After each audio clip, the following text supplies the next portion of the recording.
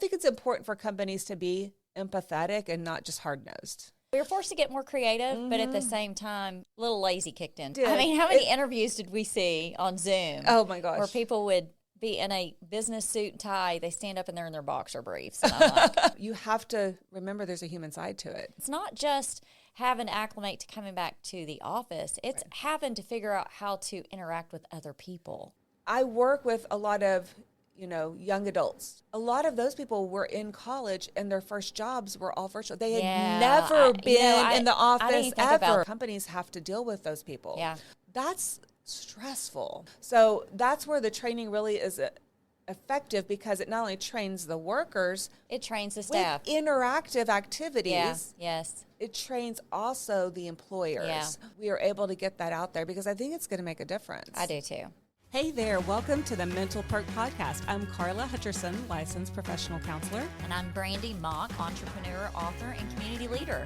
And we're here to talk about real people, real issues, and real talk. Welcome back to Mental Perk. It's Brandi and I again, just the two of us. Your dynamic duo. It is. We are pretty dynamic. We kind of feed off of each other. I'm going to lower this so I can see your beautiful face. Super fun thing that happened today is we were invited to be on Channel 8, Good Morning Texas. So we just got off of the set of Good Morning Texas in downtown Dallas. What a fabulous show. Yes. I can't tell you, Karla, the producer, amazing, and Erin, the interviewer, she is adorable. Yes. Is she not the cutest thing ever? I love her outfit. Love her outfit. And Karla just makes you feel so comfortable and just relax when you're in Karla's the studio. Good. Yeah, so she knows her job. She knows it, and she knows it well. And she knows how to put people where they need to be to look good. Yes. She did a good job. We had so much fun over at Channel 8 today, and we are so excited that we were able to showcase Mental Perk and what we do here. Yeah. But we also kind of just want to talk about some kind of trends that are going on right now. What we have really experienced and that we are actually taking very serious is the return to work stress. I know. It's funny because we've been back in the game for a minute. Yeah. And now people are being ordered to go back to work full time. For 5 or 6 years, people have been either working from home, hybrid working, where they might come in a day or two of the week and work from home the rest of the time. And people got really comfortable in that environment. They did. And, the interesting thing about this, Karla, is the business I was in, you could do either or because you never met your clients. You're always on the phone with them. So,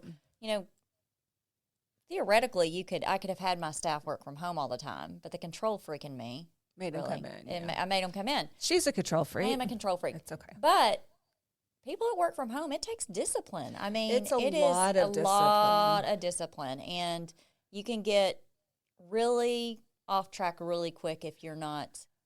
And then also, too, there's it's lots of lonely distractions when you're not around people and you're interacting with people. And so there's pros and cons to it. The pros are, I think sometimes you can be more productive if you're at home and not having to, because you know what your job entitles. You know you can get it done within a certain time of period, whatever.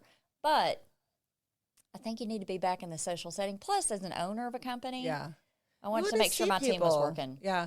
Not only do you want to make sure that you're working, but there's a connection when you work with each other side by side or you attend meetings together. And I know people were attending meetings by Zoom and all these other, applications where you can join together. I don't think it's the same when you're looking at a screen as when you're actually in person. It's not the same, but also, too, if you've got, one person that's taking a call, the other person's handling the sale, the other person's handling, transport, which was the industry I was in, you kind of like to watch everything fold out in front of you and not have to pick up the phone and go, hey, did we do this? Hey, did we do that? That kind of thing. So, it's time to get back. I think it is, but I do understand it's hard. My husband, he worked remotely most of the time during the pandemic. I would say most of that time he was working remote, and even after the pandemic was over, he was still kind of that way. Yeah. But he was really disciplined.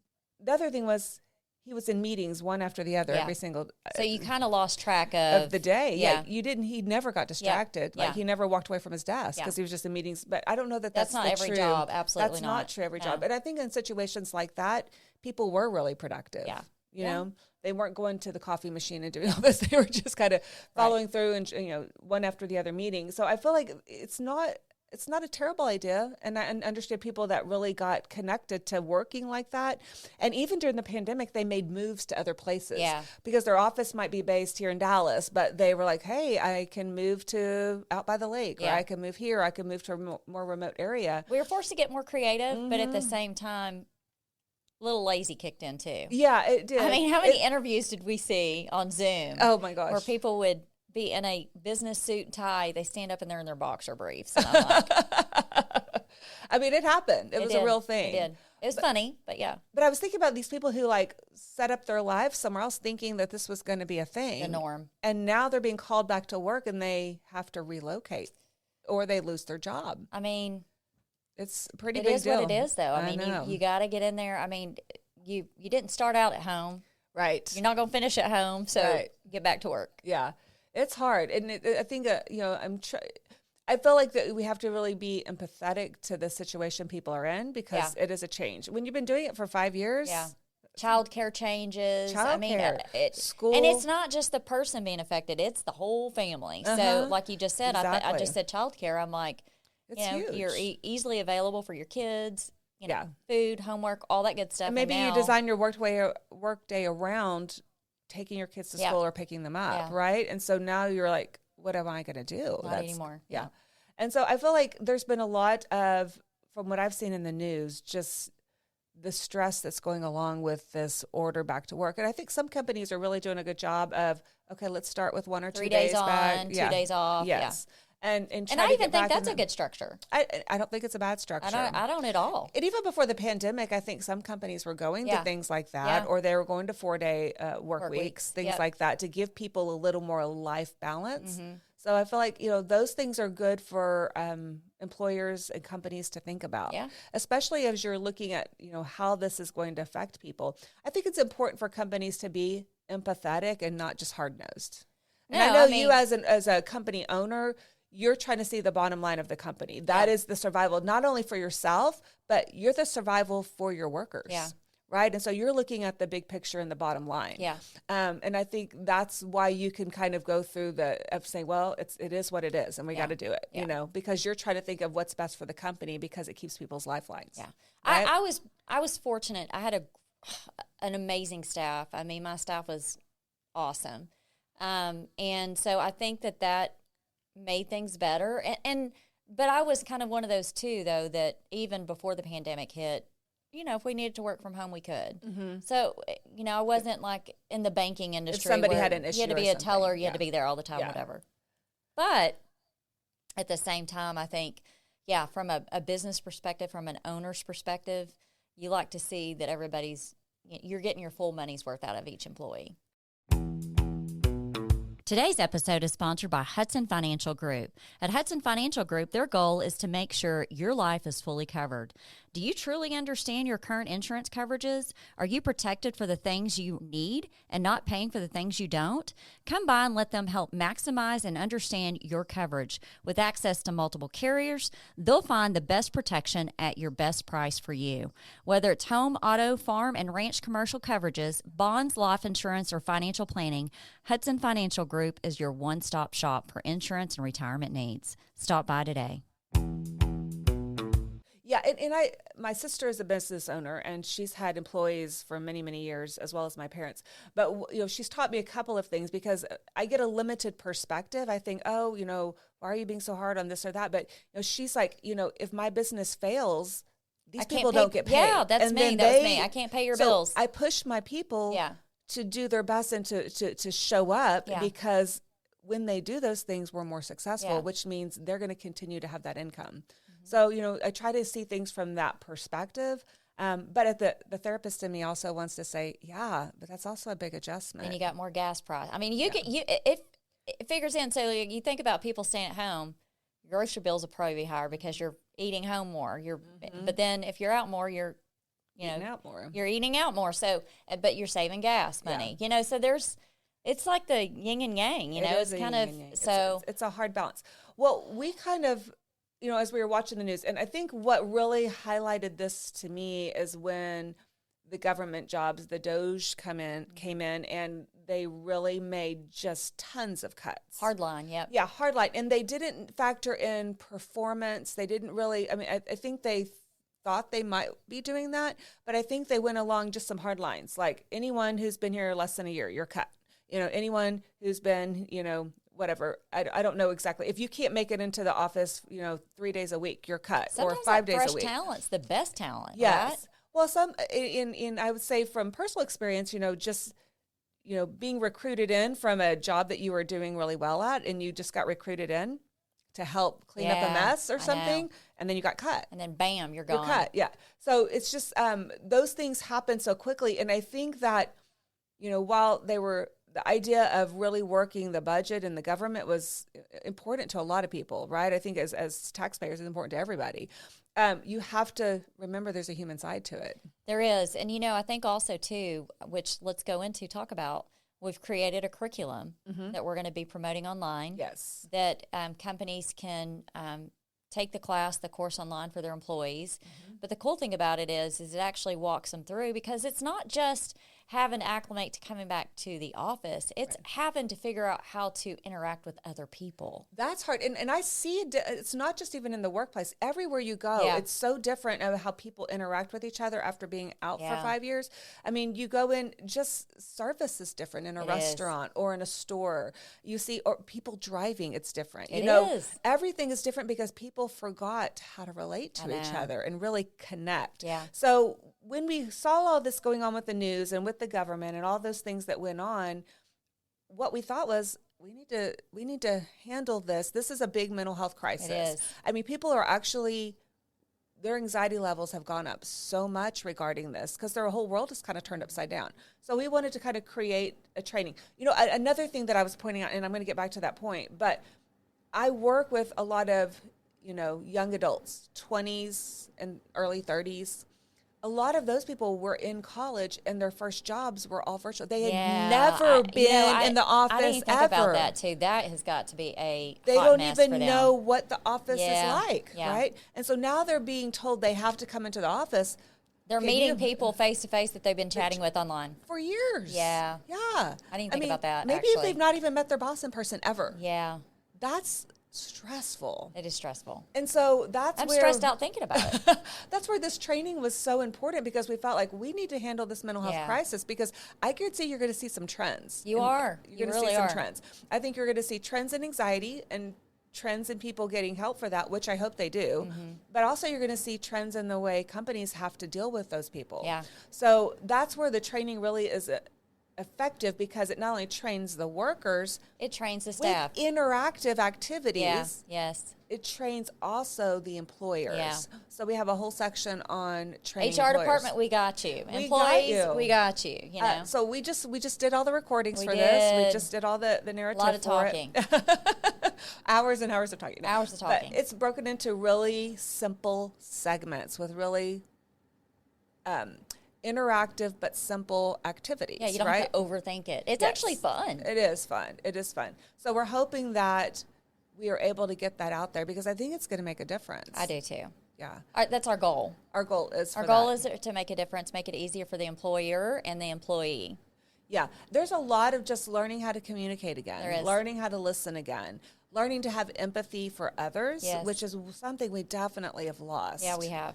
So that's something that is huge for me, because you have to put yourself in someone else's shoes, right? You do. And I think not that any of this was a good thing. COVID really just forced us. Things. It did teach us some things. It forced us to learn so much, right? It's not something we wanted to do. It was like we were forced into it. So the good thing about this is there's not an isolated individual group out there that's having to reacclimate to going back to. It's the whole world having to reacclimate to going back to work. 100%. It's the whole world. It's not like it's It's not. I mean, unless you just work for yourself and you ran your business the whole time. And you're doing the same thing you did before. Yeah, but your employees are coming back. Yeah. Right. And so, I think it's way more global than we think it is. Oh, it's definitely global.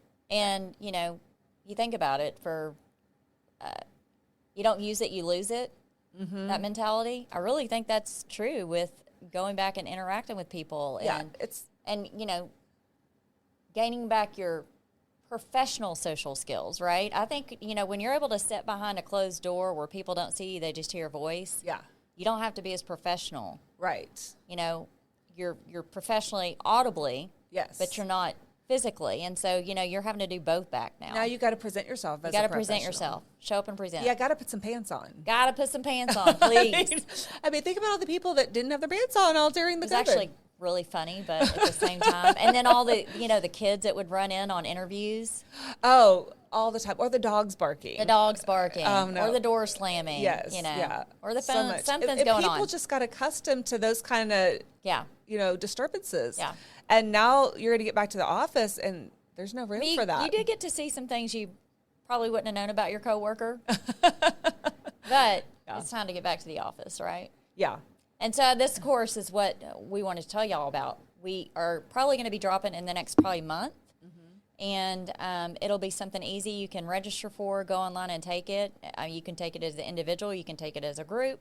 But it's something that's needed because we've got to get back into life again. Yeah. And you think that, it's just going back to work. It's just, talking to people. No, it's harder it's more than you think. that. It's learning how to communicate. Yes. Learning how to handle work stress. Yes. Learning how to critique or be critiqued in a way that's, not offensive. And I think that people, when they were working from home, they did everything more individualized. Yes. Everything was, they took on tasks as an individual. Yeah.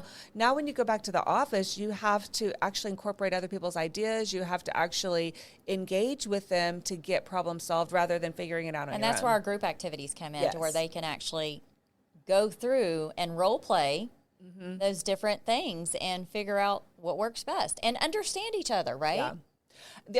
As you were talking, and I saw your little entrepreneur, businesswoman side come out, and you're like, well, I just need to pretty much suck it up and get back to work, right? Back. But that's where our employer leader training comes in, because yes, those things are true. But if you really want a successful relationship with your team and your employees, and you want them to stay at your company so that you don't have this large turnover, you have to approach it differently. And so we teach them how to kind of approach it in a different way while still looking out for the best interest of the company. Well, good for my team. We're not open anymore. So you don't have to put up with Brandi. No, you don't. But you know what? If you did, I would train her. So anyway, but yeah, we just really have to focus on, how do we keep people in their jobs so that they don't get so exasperated that they quit, right? Yeah. So that's kind of one of those things. But we wanted to make sure that we are incorporating a whole segment on just approaching things with a different empathetic response. And it makes it's seek to understand, seek to be understood. I think you'll learn a lot about your team. I think you'll learn a lot about your employer. I think you'll learn a lot about each other, to where, you may have new relationships open up from this. Yeah. And be more productive. And not every experience is going to be good. I've worked this video will show you how to get through that. Yeah, exactly. I've worked in places where I had great teams. We were so close, best of friends. And then I've had situations where, it was all I could do to get through the workday. I know. Right? But you have to figure out how to have some distress tolerance with that. You have to be able to regulate through that because, in the end, you have to think about yourself. Yes. You have to think about your family, and you can't just, the moment you get distressed, walk away. Yeah. You have to fight through stuff and figure out how to work through it. At the end of the day, that's just life in general. Yeah, you're going to be surrounded around people your entire life that you don't necessarily get along with, you don't like. You guys don't see eye to eye, and you got to figure out how to get through it. I agree. No different in a workspace. 100%. But it is a little harder because you have to be with them every day. But, usually in those other social settings, you can remove yourself. But knowing I got to go back to work with this person again tomorrow. Yeah. So anyway, there's a lot going on. We totally want to validate the stress that's going on out there. We understand that there's some big changes happening. Change is hard, no matter what's happening. If it's good or bad, it's change different. Is hard. Change. It's change. And so just being able to adapt to those changes, but, find someone to talk to. I mean, there's counselors, life coaches, people who help with that. Mentors in your office that... We would love for HR departments to get trained in how to really help to manage this transition. Call us, HR. Call us. Yes, 100%. Because I feel like if they had those skills, that they could really help the transition be a lot smoother. Well, and people don't give HR departments enough credit. Yeah, they have so much going on. They are like so much going on. I mean, I often wonder, like, how do they maintain their stress?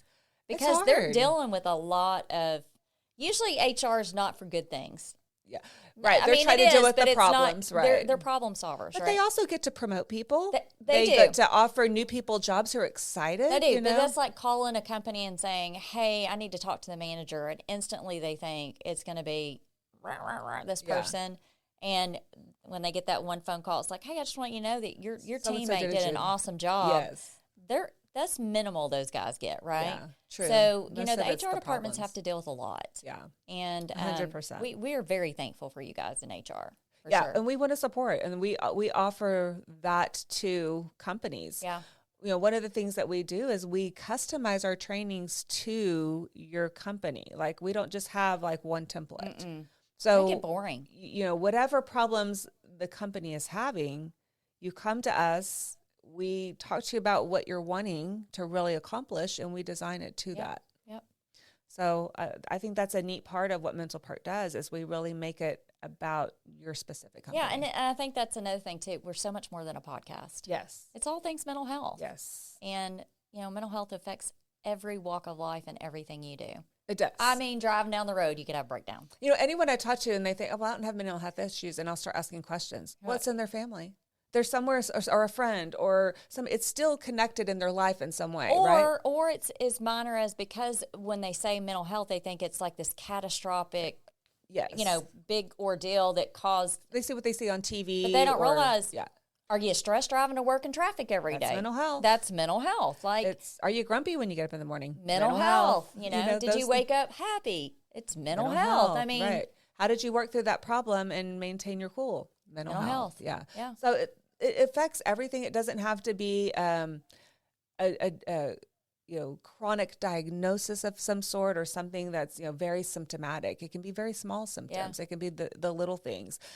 People may not even know they have anxiety, and then they'll think, you talk to them and you start asking questions, and you're like, oh, well, those are symptoms of anxiety. How many times have you had a conversation with me and you're like, Brandi, that's a trigger, and I'm like, yeah, it is actually. It sure is, right? So it's just being aware of those things and being able to, recognize them in other people and be kinder about it and more normalizing. Team build. Yeah. Let's build these guys up. We're all different. We all handle things different. Yeah. Well, and you also, too, though, going back to work, you're like I said, you may learn something about someone that you didn't like on the phone or on the computer. You get them in person and you're learning someone that's like your bestie. You're hanging out with them. Exactly. Yeah. I think so. I mean, I didn't like you when I first met you. You loved me, Brandi. 100%. 100% loved me. How could you not? How can you not love this girl? I can really get under your skin, though, if I wanted to. I could do yours, too. So, you were talking about our trainings, and I don't feel like we really promote them enough. We don't. Because I feel like they can be so beneficial. But we're also doing this live show coming up. We are doing live September 4th. One step closer to a talk show for Karla and Brandi. We really want to be more interactive with our viewers and with our audience. And I feel like there's not enough just normalizing talk about mental health, and that's what we want to do. No, and it's like this. The conversations we have, it's funny, we tell all our guests, like, hey, just come on the show. It's not scripted. People ask us all the time if we're scripted. Okay, yeah. Can you send me a list of questions? No, I'm not good at that. Like, today we have. So it's real laid back, and I think that's what's so cool about it. And, Karla's talking about going back to workplace, tailoring our courses towards, things. We do courses tailored to PTSD, to traumatic brain injury, to depression, to bullying, to suicide awareness, and prevention.